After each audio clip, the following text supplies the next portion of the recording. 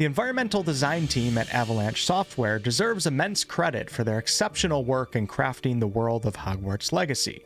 They have succeeded in creating not just visually appealing locations, but ones that evoke a deep sense of nostalgia and delight in fans of the Harry Potter books and movies.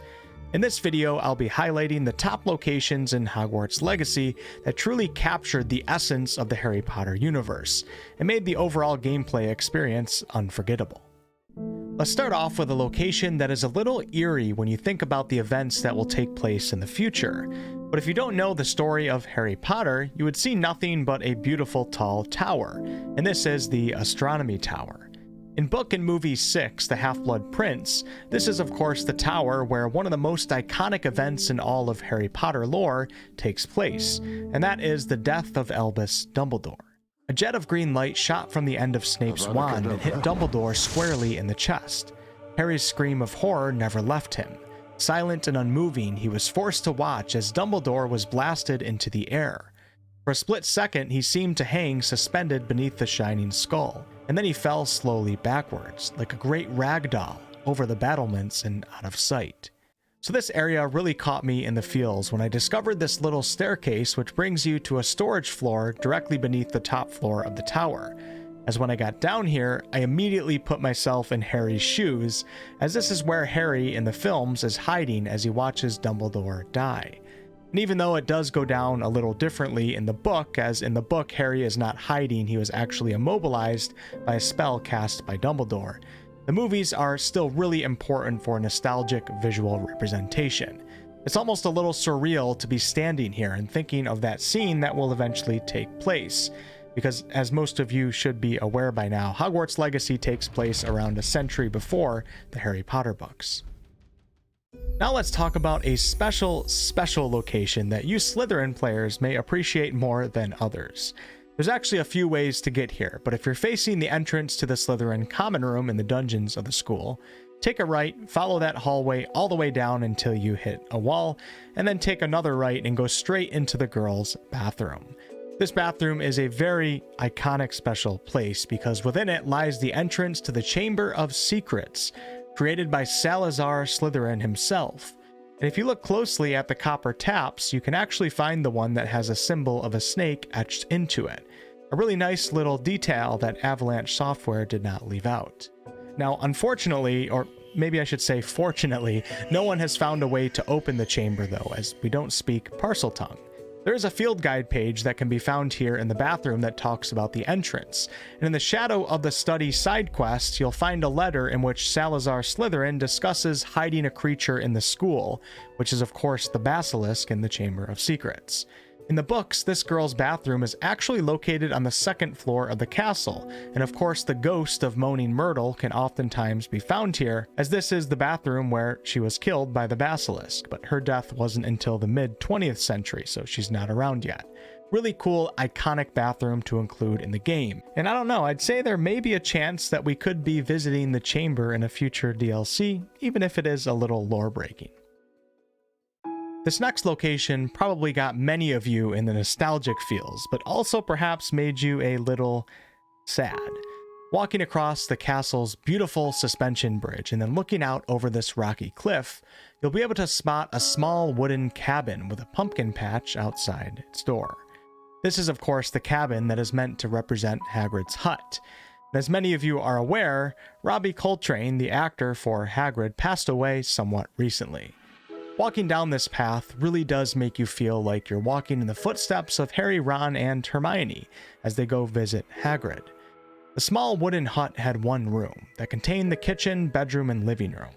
The kitchen at one point had hams and pheasants hanging from the ceiling, a copper kettle that was boiled over the fireplace, and a wooden table. In the corner was a large bed. There was a vegetable patch outside. Now clearly in Hogwarts Legacy, the current resident doesn't appear to actually be living here. The cool thing is that Avalanche included 2 doors to the hut, so you can actually go out the back door, which is the door that Harry, Ron, and Hermione had to sneak out of when the executioner arrived to execute the hippogriff Buckbeak. Now speaking of Buckbeak, if you're a real nerdy Harry Potter fan, you could pull out your hippogriff and reenact freeing Buckbeak. and then fly over to the castle to then free Sirius Black, who in the books was being kept in Professor Flitwick's office room. But in the movies, Sirius was being held prisoner in the dark tower cell, which can actually be seen as you can see in the footage that I'm showing you right now. Now, it doesn't let you land here, but you can still get here by going to the Charms classroom and then breaking into Professor Ronen's office, and then you can follow a spiral staircase up and actually visit and walk into this cell. Now let's head away from the castle to a location in the game, movies, and books that represents the start of a new year. This is generally a happy place to see and be, and this is Hogsmead Station. Hogsmeade Station is the train station where the Hogwarts Express stops to drop students off at the school. Even though we don't take the train in Hogwarts Legacy, when I got my broomstick, this was one of the first locations that I decided to search for, as I really wanted to put myself in the shoes of a student getting off the train for the first time. The station itself is very well done, and it represents the lore quite well. I can see it now. A horde of students getting off the train and an unusually large, scruffy man towering above them all, giving out directions with a smile on his face. I absolutely retraced the path that first-year students would take from the station down to the docks, and you can see the dock right here where the first years would be boarding the boats to cross the Black Lake. And also you can retrace the path that the 2nd through 7th year students would take as they ride carriages that are being pulled by Thestrals down this road and all the way to the northern front gates of the school. This next place is a dark and eerie, but also hauntingly beautiful location within the Forbidden Forest.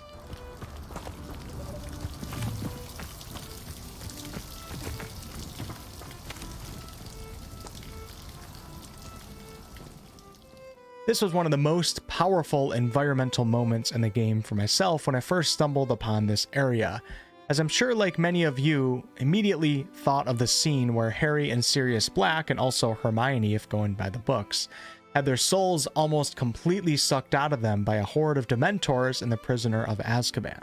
To find this location, just look to the Forbidden Forest to the north of the castle, and it's this little body of water at the Jackdaw Tomb Floo-Flame fast travel point. Now I should mention that if this is meant to be the place where this iconic event went down or will go down, its location here in the game may not be accurate, as I think that this body of water should be south of the school, somewhat near Hagrid's hut, or even possibly attached to the Black Lake itself. The lore surrounding this part is really unclear though, and it does seem to me that Avalanche Software was looking to represent that scene with this location, and I gotta say they did an amazing job, especially when comparing to the visuals in the film. The added special touch here are the stags that you can see roaming around the lake, which is likely a way of paying homage to the books and movies, as many of you should remember Harry using a time turner to go back in time, where he would then cast a very powerful stag Patronus that warded off all the Dementors.